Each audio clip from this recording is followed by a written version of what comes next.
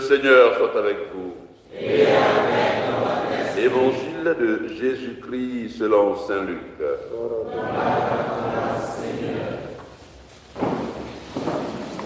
En ce temps-là, comme les foules s'amassaient, Jésus se mit à dire: cette génération est une génération mauvaise. Elle cherche un signe, mais en fait de signe, il ne lui sera donné que le signe de Jonas. Car Jonas a été un signe pour les habitants de Ninive. Il en sera de même avec le Fils de l'homme pour cette génération.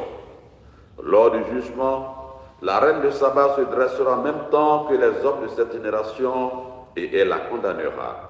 En effet, elle est venue des extrémités de la terre pour écouter la sagesse de Salomon. Et il y a ici bien plus que Salomon. Lors du jugement, les habitants de Ninive se lèveront en même temps que cette génération et ils la condamneront. En effet, ils se sont convertis en réponse à la proclamation faite par Jonas, et il y a ici bien plus que Jonas. Acclamons la parole de Dieu. Louange à toi, Seigneur Jésus.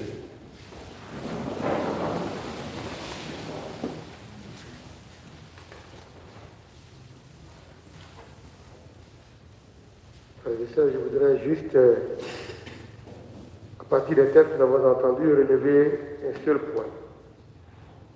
Dans les deux textes de ce jour, il s'agit de la conversion, un appel à la conversion. Mais la conversion elle-même relève d'une volonté, d'une conviction. Si quelqu'un n'est pas convaincu, il ne va pas se convertir. Car dans la première lecture, c'est un simple prophète, Jonas, qui a parlé et tout le monde se convertit. Dieu lui-même, il parle, il demande des signes. Il a beau insister pour dire il est plus important que Salomon, pour tout ça, il n'y a pas de conviction. Parce que tout simplement, on ne force pas quelqu'un à se convertir. La conversion relève d'une adhésion, d'une conviction et d'une ouverture à quelqu'un. Cela suppose que celui pour qui on se convertit représente un trésor, une importance. On le pose en priorité. On le pose comme un élément important sans qui on ne peut pas. Vous savez, quand tu es petit et que tu as des frères, c'est aussi important. Mais quand on a réussi à frapper ton frère, celui qui a frappé ton frère devient ton protecteur. Tu ne marches pas avec celui qui est faible. Si demain tu as la chance, on frappe celui qui a frappé sur ton frère, celui qui a frappé ton frère devient petit, l'autre devient fort. On ne marche pas avec celui qui est faible.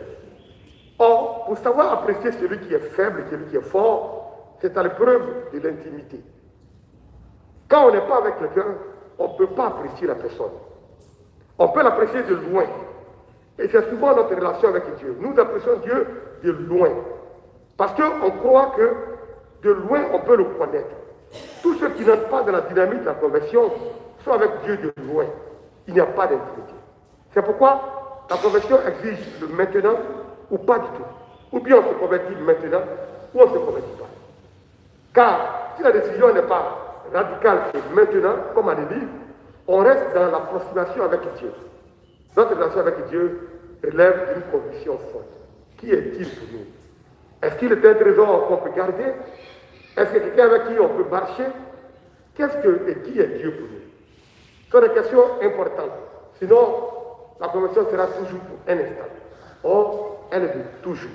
Demandons à Dieu de nous aider à recréer cette intimité avec Dieu, à recréer cette communion avec lui.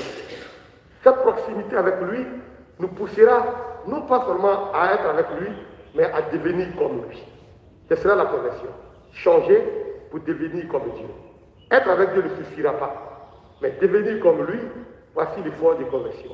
Et ce n'est pas de la grande chose. C'est dans la simplicité de la vie de tous les jours. Devenir Emmanuel avec les autres et rester Emmanuel avec Dieu. Amen. Amen.